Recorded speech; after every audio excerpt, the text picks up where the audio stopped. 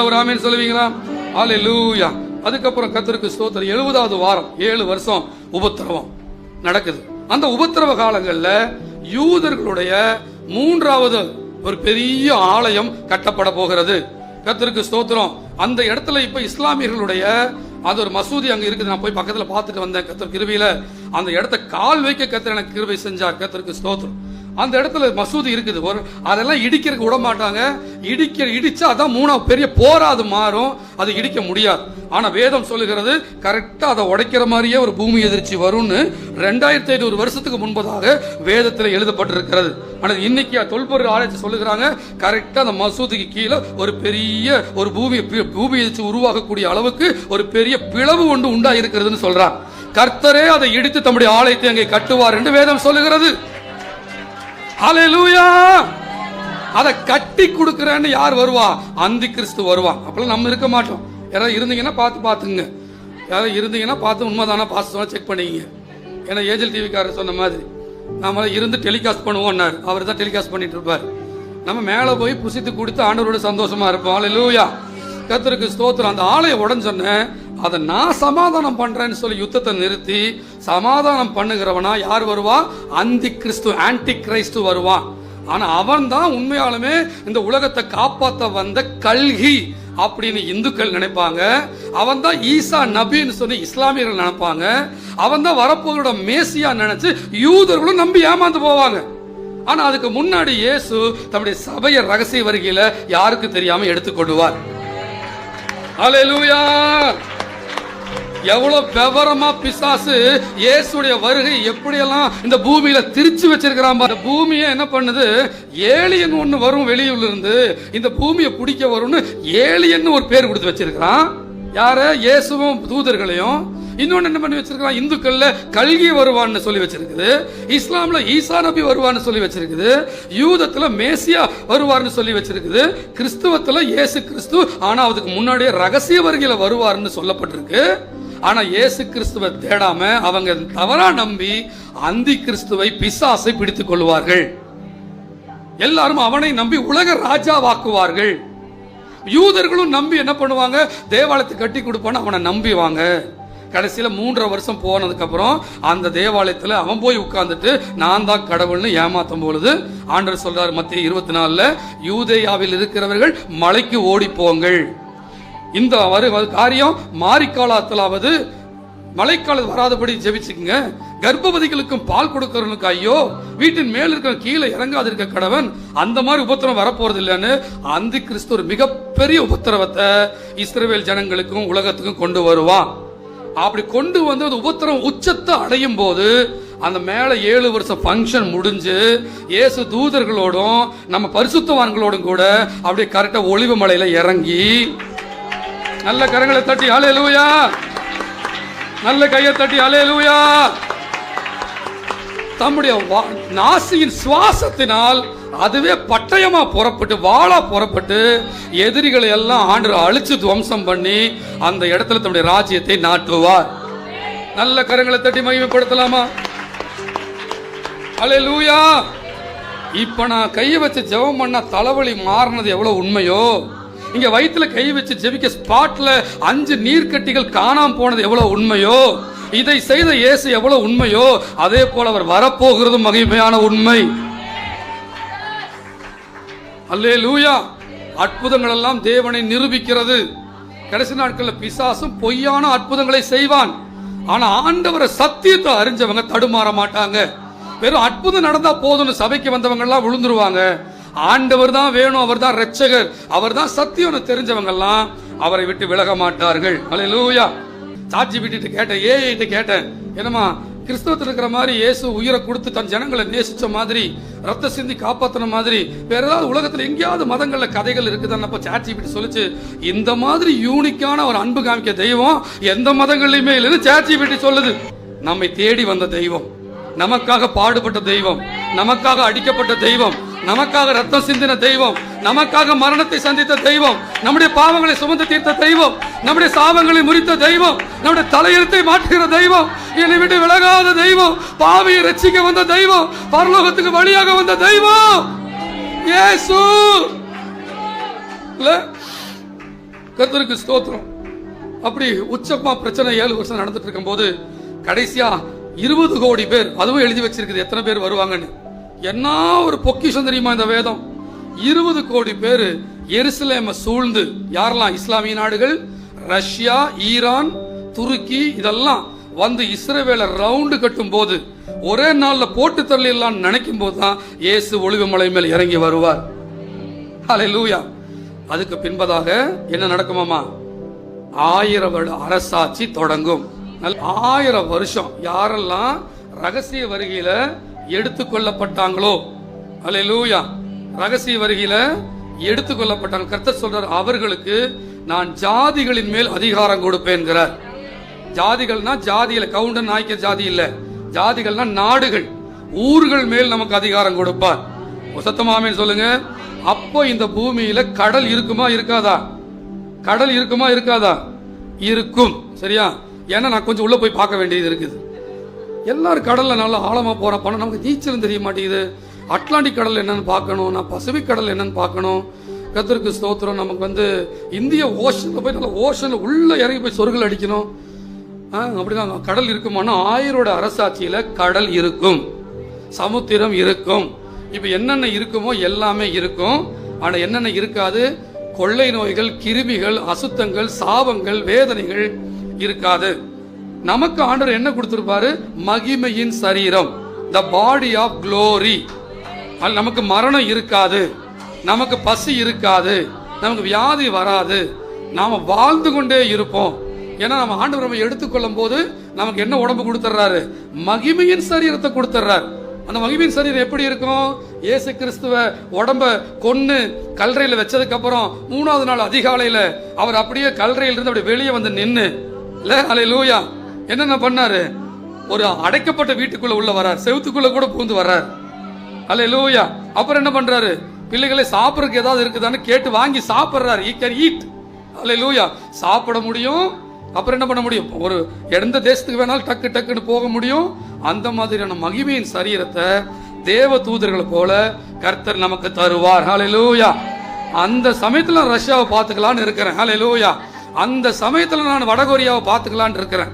எத்தனை பேர் ஆமேன்னு சொல்றீங்க? அமெரிக்காவுக்கு போகணும், போகட்டும், இருக்கட்டும், எனக்கு எழுப்புதல் தான் முக்கியம்னு மனசு சொல்லுது. அமெரிக்கால கர்த்தர் பார்த்து எப்ப பார்த்துக்கலாம்? எல்லாம் 1000 அரசாட்சியில. நம்ம மச்சான் தான் வந்து வந்து நம்ம அமெரிக்காவை ஆட்சி பண்ணிட்டு இருப்பாரு. ஹல்லேலூயா. நம்ம சபையில் இருக்கிற ஏதாவது ஒண்ணு, ஹல்லேலூயா, ஜப்பான்ல ஏதாவது ஒரு டோக்கியோவை ஆட்சி பண்ணிட்டு இருக்கோம். ஹல்லேலூயா. என்ன ஆமேன்னு சொல்லல? சொல்ல மாட்டேங்கிறீங்க. இங்க பாருங்க, இயேசு உண்மைன்னா நித்திய ஜீவன் உண்மை, நித்திய ஜீவன் உண்மைன்னா 1000 அரசாட்சி உண்மை. ஹல்லேலூயா. இந்த பூமியில நம்மளை வாழ வச்சு, ராஜா மாதிரி வாழ வச்சுட்டு இன்னும் அடுத்து ஒண்ணு பண்ண போறார். நல்லா ஒரு ஆமேன்னு சொல்லுங்க. 1000 அரசாட்சியில் என்னென்ன நடக்கும்? ஒவ்வொரு ஏரியாக்களை நம்ம கையில கொடுப்பார். நாமுடைய சமூகத்துல ஆசாரியர்களும் ராஜாக்களுமா இருப்போம். அவர் பிரதான ராஜாவா இருப்பாரு. நம்ம எல்லாம் சிற்றரசர்களாக ராஜாக்களாக இருந்து அநேக பொக்கிஷங்களை, காணிக்கைகளை கர்த்தர் சமூகத்துக்கு கொண்டு வருவோம். அப்ப நம்ம ராஜாவா இருந்தா யார் குடிமக்கள்? ஏற்கனவே சொல்லியிருக்கிறேன். யார் குடிமக்கள்? இந்த பூமியில இப்ப 800 கோடி பேர் இருக்கிறாங்க. இந்த உபத்திரவங்கள் 3ஆம் உலக போர்லயும் அர்மேகதான் யுத்தத்திலையும் ஏறக்குறைய 600 கோடி பேர் செத்துருவாங்க. எத்தனை கோடி பேர் செத்துருவாங்க? அப்ப நம்ம எங்க இருப்போம்? மத்திய ஆகாயத்தில் இருப்போம். 600 கோடி பேர் செத்து 4/1 மீதி இருக்கும். எத்தனை கோடி? 200 கோடி. அந்த மக்கள் இந்த பூமியில வாழ்ந்து கொண்டிருப்பார்கள். எதோட? இதே மாம்சம் ரத்தத்தோட. ஆனா நாம எப்படி ஆட்சி பண்ணிட்டு இருப்போம்? மகிமையின் சரீரத்தில் அவங்களை ஆட்சி பண்ணிட்டு இருப்போம். 100 வயது சென்றவனும் வாலிபன் என்று எண்ணப்படுவான். யாருக்கு? நமக்கு இல்ல, குடிமக்களா வாழ்றவங்க. ஏன் அப்படி வாழ்றாங்கன்னா ஆட்சி பண்றது நம்ம. அதனால ஹல்லேலூயா. ஆட்சி சூப்பரா இருக்கிறதுனால மானம் மும்மாறி பொழிய போகிறது. ஹல்லேலூயா, ஹல்லேலூயா. இந்த பூமியில கர்த்தரே வெளிச்சமா இருப்பார். 200 கோடி பேரை நமக்கு சபை மக்கள் வந்து ஆட்சி பண்ண போறாங்க. இப்ப சபை நடத்துறதுக்கு விட மாட்டேங்கிறாங்க, கார் நிறுத்துறதுக்கு விட மாட்டேங்கிறாங்க. எக்ஸ்கியூஸ் மீ, கொஞ்சம் எடுத்துறீங்களாங்கிறாங்க. ஹல்லேலூயா. நீங்க நெருக்கடி கொடுக்க கொடுக்க அப்பா சொல்றாரு, பழைய ஆதி அப்போஸ்தலர் நாட்கள்ல அவர்கள் எவ்வளவாய் நெருக்கப்பட்டார்களோ அவ்வளவாய் பெருகினார்கள். நெருக்கம் வந்தாதான் கிறிஸ்தவனாவே இருப்பான். பிரச்சனை வந்தாதான் கடவுளே வெளிப்படுவார். நீ மாசம் மாசம் டங்கி 60,000 80,000 போன்ல கிரெடிட் ஆச்சுன்னா உனக்கு கடவுள் தெரிய மாட்டார். உனக்கு பெருசா பணம் தான் தெரியும். என்ன பண்ணுவோம், இதை வைத்து என்ன பண்ணுவோம் அப்படின்னு கத்த சொல்ல டங்கின்னு தூக்கிட்டு இப்ப என்ன பண்ணுவாய், இப்ப என்ன பண்ணுவாய், இப்போ உம் சமூகமே என் பாக்கியமே அதை பண்ணுவா. ஹல்லேலூயா. ஏன்னா உன்னை கொண்டு நான் செய்கிற காரியம் பயங்கரமா இருக்க போகிறேன். மேலான அழைப்பு உன் மேல இருக்குது. கர்த்தரோ பயங்கரமான பராக்கிரமசாலியாய் என்னோடு இருக்கிறார் என்று எரேமியா சொல்லுகிறார். 2 அப்பு வாங்கிட்டு சொல்றா, அப்படி நெருக்கடி வாங்கிட்டு சொல்றா, அப்படி நான் ஏன் பிறந்தேன்னு கஷ்டமா இருக்குது, ஆனாலும் பராக்கிரமசாலியா கர்த்தர் என்னோடு இருக்கிறார். பழைய ஏற்பாட்டில் ஆமென் சொல்லுங்க. அவருடைய அரசாட்சியில் இப்படி ஜாலியா இருக்கலாம். 1000 வருஷம் எங்க வேணா போலாம், என்ன வேணா சாப்பிடலாம். கர்த்தருக்கு ஸ்தோத்திரம். கர்த்தருக்கு ஆண்டவருடைய பிரசன்னத்தில் இருக்கலாம், இயேசுவோடு இருக்கலாம், தேவதூதர்களுமா இருக்கலாம், நிறைய ஃப்ரெண்ட்ஸ் அங்க பிடிச்சிக்கலாம். எந்த கட்டுப்பாடு கிடையாது. வாட்ஸ்அப் நம்பர் வாங்கிக்கலாம், எந்த பிரச்சனை கிடையாது. செல்ஃபி எடுத்துக்கலாம், அங்க எந்த பிரச்சனை கிடையாது. இங்கதான் பிரச்சனையா இருக்குது. ஹல்லேலூயா. ரொம்ப செல்ஃபி எடுத்தீங்கன்னா அது பேர் விக்கிரக ஆராதனை. அது ஆஸ்தட்டிக். இந்த எந்த பிள்ளைகளாவது இப்படி வச்சது, இப்படி வச்சுச்சு, அப்புறம் இப்படி வச்சுச்சு, இதெல்லாம் பார்த்து வச்சுக்கல, ஆஸ்தட்டிக்காமா. அதை என்னத்தை சொல்ல. ஹல்லேலூயா. இந்த அபிஷேகம் வராதவங்களை சீக்கிரம் பெற்றுக்கொண்டு பாத்துங்க. நீ அபிஷேகம் பெற்றாதான் சபைக்கு வந்தா கர்த்தர் கண்ணுக்கு தெரிவார். இல்லைன்னா சோத்து பண்ணிட்டே இருப்ப, லைட்டா யாரோ தெரிஞ்சிடறாங்க. கவர்ச்சி நாயகனா இயேசு மாறணும். இங்க கவர்ந்து இருக்கிறவர் ஒரே ஒருத்தர் தான். வேற யாராலும் நீ கவர்ந்து இருக்க கூடாது. ஹல்லேலூயா. என்னால கூட நீ கவர்ந்து இருக்க கூடாது. பாஸ்டர் நல்லா பிரசங்கம் பண்றாரு. நோ, இங்க எந்த மனுஷனும் ஹீரோ கிடையாது. இங்க இயேசு தான் உன் கவனத்துக்குள்ள போய் சேரணும். அவர் நித்திய ஜீவனை கொடுக்கிறவர் அவர். ஹல்லேலூயா. உன சுகத்தை கொடுக்கிறவர் அவர். ஹல்லேலூயா. எனக்கே பலனா இருக்கிறவர் அவர் தான். ஹல்லேலூயா. அதனால கர்த்தருக்கு ஸ்தோத்திரம். அருமையா தேவதூதர்களோட இருக்கலாம், கெப்ரியல் இருக்கலாம், கேருபீன் போய் பார்த்துட்டு வரலாம். அப்பப்ப செவ்வாய் கிரகத்துக்கு சேட்டலைட்டே எல்லாம் போயிட்டு வரலாம். கர்த்தருக்கு ஸ்தோத்திரம். என்னதான் சூரியன்ல நடக்குது ஒருவேளை இருந்துச்சுன்னா போய் எட்டி பார்த்துட்டு வரலாம். எதுவும் நம்மை சேதப்படுத்த முடியாது. ஹல்லேலூயா. புதன் கிரகத்துக்கு போலாம். இன்னொரு கிரகம் கூட கண்டுபிடிச்சிட்டு இருக்கிறான். நிறைய கிரகங்கள் இங்க இருக்குது. பட் கிரகம் என்ன பண்ணுதுன்னா, நல்ல 40 ஒளி ஆண்டுகள் வந்து தூரத்துல ஒரு கிரகம், அது பூமி மாதிரியே இருக்குது. நல்ல ஸோ அதுக்கெல்லாம் நம்ம இப்போ டிராவல் பண்ணோம்னா, பூமியிலேருந்து டிராவல் பண்ணோம்னா போய் சேர முடியாது. ஆனால் மகிமையின் சரியில்லை, நொடிக்கு நொடி ஆண்டு போயிட்டு வரலாம். ஹல்லேலூயா.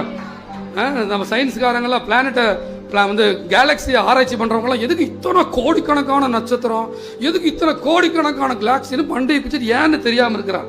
அப்புறம் தான் தெரியுது நம்ம போய் என்ஜாய் பண்ணிட்டு பார்க்கிங் போயிட்டு வரக்கு தான் ஆண்டர் படைச்சு வச்சிருக்கிறேன்.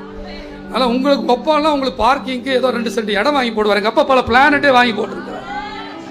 எல்லாம் எங்களோட தான், எங்கள் அப்பனோட தான். ஹல்லேலூயா. ஹல்லேலூயா. கர்த்தருக்கு ஸ்தோத்திரம். அந்த அளவுக்கு ஒரு அருமையான ஒரு எதிர்காலத்தை கர்த்தர் நமக்கு. அதனாலதான் ஒரு கடவுள் வந்து சிலுவையில் மரிக்கிறாருன்னா சும்மா இல்லை. உன்னை நரகத்திலிருந்து உனக்கு காப்பாத்துற அருமையான பரலோகத்தை உனக்கு தர. சத்தமோ ராமேன்னு சொல்லுங்க, சத்தமோ ராமேன்னு சொல்லுங்க. அதனாலதான் இந்த உலக வாழ்க்கையை பெருசா நினைக்காத. இந்த பூமியை படைச்சவரே தான் வந்து சொன்னார். என்ன சொன்னார்? இந்த பூமியை சூப்பரா படைச்சு, நல்ல ஆத்த படைச்சு, இவனை படைச்சு, இவனை படைச்சு, அவனை படைச்சு, அவனை படைச்சு, வீட்டை எல்லாம் படைச்சிட்டு சொல்றாரு வெறுத்துருங்கிறார்.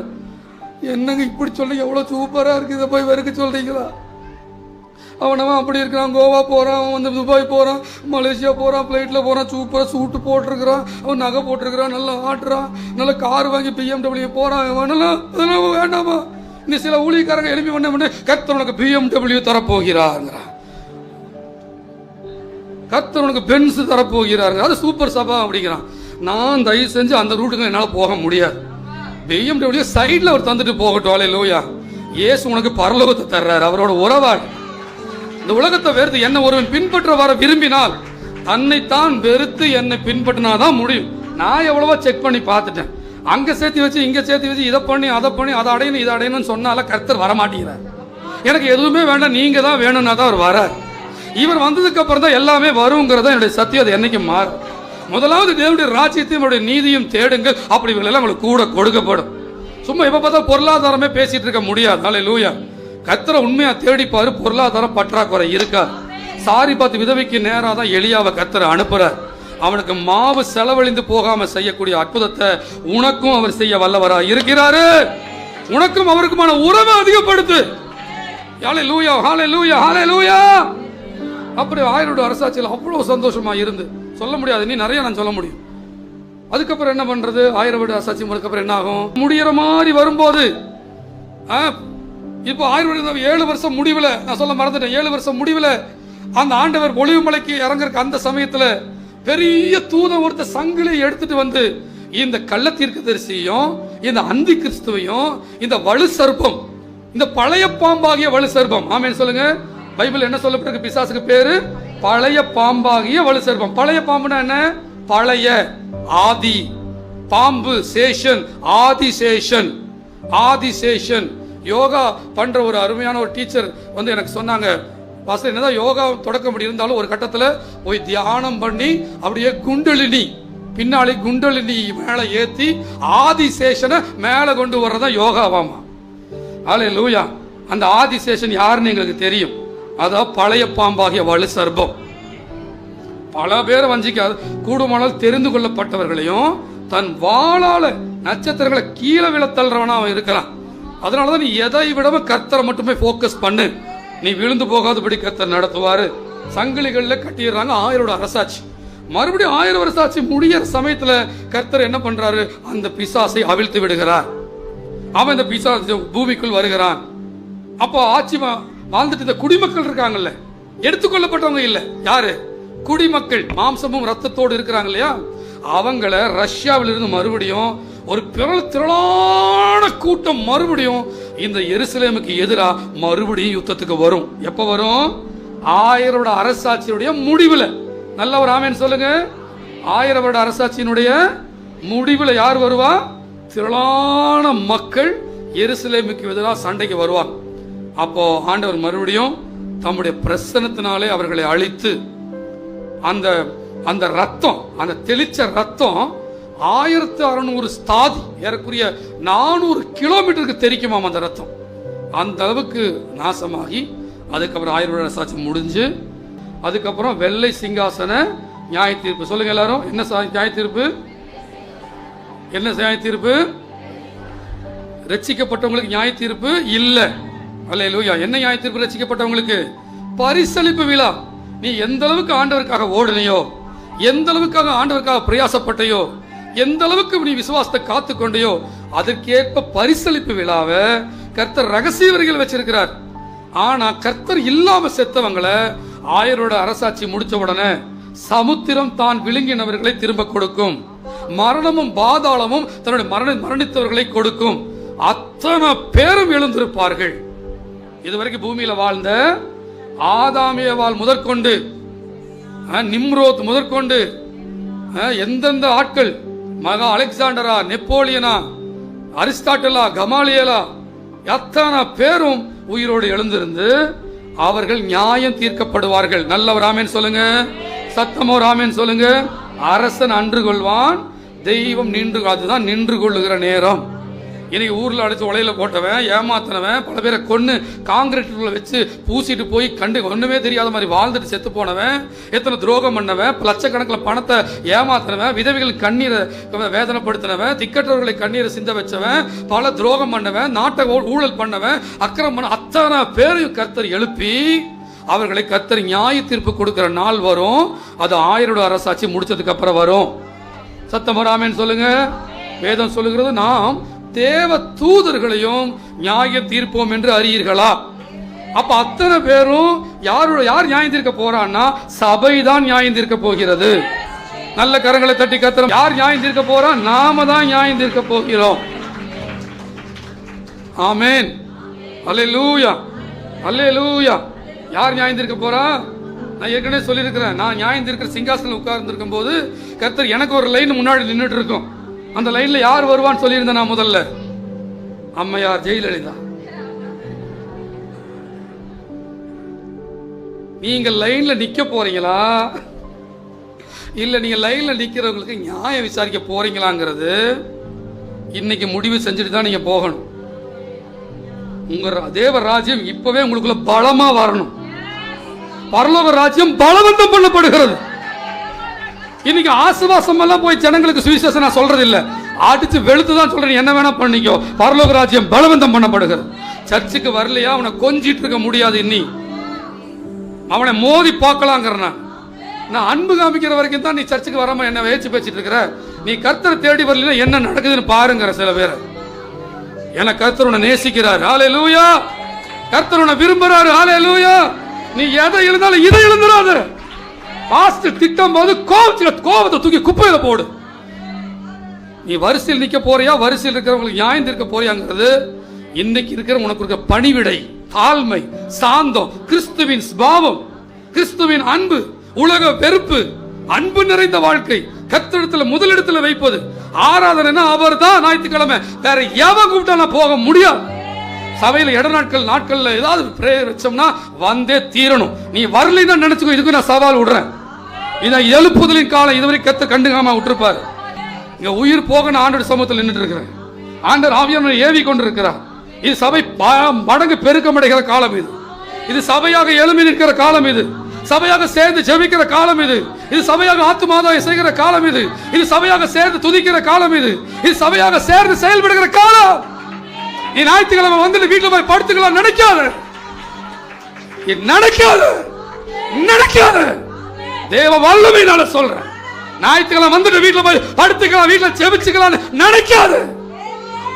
அவர்கள் எல்லாம் ஒருமனப்பட்டு ஓரிடத்துல கூடி வந்திருந்தார்கள். உனக்கு 7 மனசோட உட்காராத சபையில. அவர்கள் ஒருமனப்பட்டு ஓரிடத்துல கூடி வந்திருந்தார்கள். அவர்கள் ஒருமனப்பட்டு ஓரிடத்துல கூடி வந்திருந்தார்கள். உனக்கு 7 நினைப்போட வீட்டுல உட்காராத.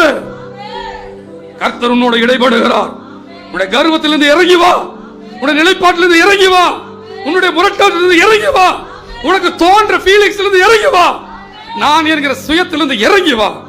கர்த்தர் ராஜ்யத்தை கட்ட விரும்புகிறார். சத்தம் ஒரு ஆமென் சொல்லுவீங்களா? ஹல்லேலூயா.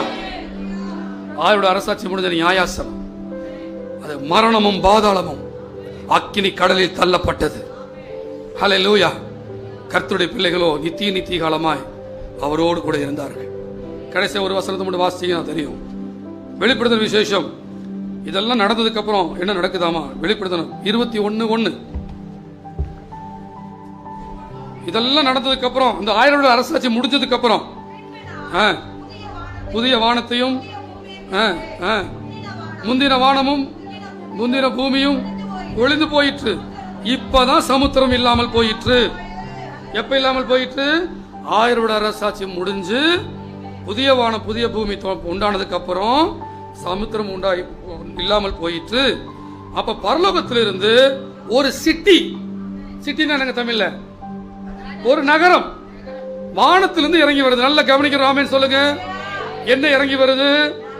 2400 கிலோமீட்டர் நீளம், 2400 கிலோமீட்டர் அகலம் உடைய பல வெளியேறப்பெற்ற கற்களாலும் தங்கத்தினாலுமான ஒரு நகரம் பரலோகத்திலிருந்து இறங்கி வந்து இப்ப இருக்கிற எருசலேமை சுத்தி 2400 கிலோமீட்டருக்கு வந்து இறங்க போகுது.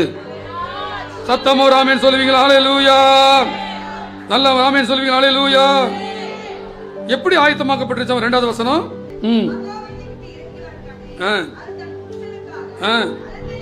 அலங்கரிக்கப்பட்ட மணவாட்டியை போல நல்ல ஜோடிச்சு ஆயத்தமாக்கப்பட்டிருந்தது. ஆமென். 3வது வசனம். மேலும் உண்டான கேட்டேன் இருக்கிறது, அவர்களிடத்திலே அவர் வாசமாயிருப்பார், அவர்களும் அவருடைய ஜனங்களாய் இருப்பார்கள். அப்புறம் அவர்களுடைய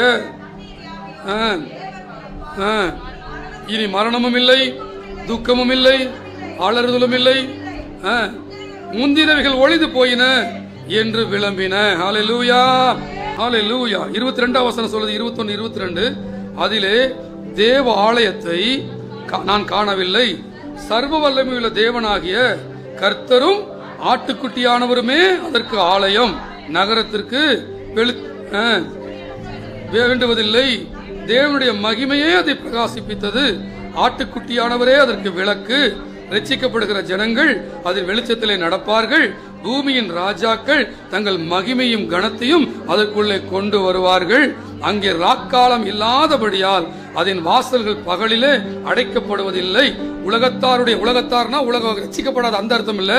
உலகத்திலே வாழ்கின்ற நம்ம எல்லாருடைய அந்த சேவைகள் ஊழியங்களால் உண்டாக்கப்பட்ட அந்த நமக்கு உண்டான மகிமை கனத்தை எல்லாம் அதற்குள்ளே கொண்டு வருவார்கள். அப்புறம் தீட்டுள்ளதும் அருவருப்பையும் பொய்யையும் நடப்பிக்கிறதுமாகிய ஒன்றும் அதிலே பிரவேசிப்பது இல்லை. ஆட்டுக்குட்டியானவரின் ஜீவ புஸ்தகத்தில் எழுதப்பட்டவர்கள் மாத்திரம் அதிலே பிரவேசிப்பார்கள். எவ்வளவு முடியுமோ அவ்வளவு கையை தொட்டி. இப்ப சொல்லுங்க, நீ எதை செலக்ட் பண்ணணும்? நீ எதை தெரிந்தெடுக்கணும்? இந்த அழிவுக்குரிய கேடுகட்ட ஏமாற்றம் பொய் நிறைஞ்ச இந்த பூமியை நீ செலக்ட் பண்ண போறியா, இல்ல இயேசு உனக்கு வச்சிருக்கிற மகிமையான இடங்களை செலக்ட் பண்ண போறியா? இயேசு உண்மைன்னா அவர் சொன்னது அத்தனையுமே உண்மை. ஹல்லேலூயா. அப்ப அதுதான் உனக்கு முக்கியம்னா இந்த பூமியை பெருசா எடுத்துக்காத, இந்த ஜனங்களுடைய பேச்சு காரியங்களை பெருசா எடுத்துக்காத, இந்த ஆசாபாசங்களை இன்பங்களை பெருசா எடுத்துக்காத. இது பெரிய இந்த உலகம் தான் பெரிய அனுபவிக்கிறதுக்கு பயங்கரமா இருக்கிற மாதிரியும், நீ ரொம்ப ஒரு சபைக்கு வர்றதுனால கட்டுக்கோப்பா இருக்கிற மாதிரியும், மற்றவங்கெல்லாம் மற்ற கூட ஃப்ரெண்ட்ஸுகள்லாம் ஜாலியா உலகத்தை அனுபவிக்கிறாங்க, நீ மட்டும் ரொம்ப கஷ்டப்படுற மாதிரியும் எல்லாம் உன் மனசுல எடுத்துக்காத. அதெல்லாம் மின்மினி பூச்சிகள் வெளிச்சத்துல போய் உழுகிற மாதிரி பிசாசு கையில உழுந்துகிட்டு இருக்குது. ஆனால் நாமளோ நம்மை காத்து கொண்டு வருகிறோம்.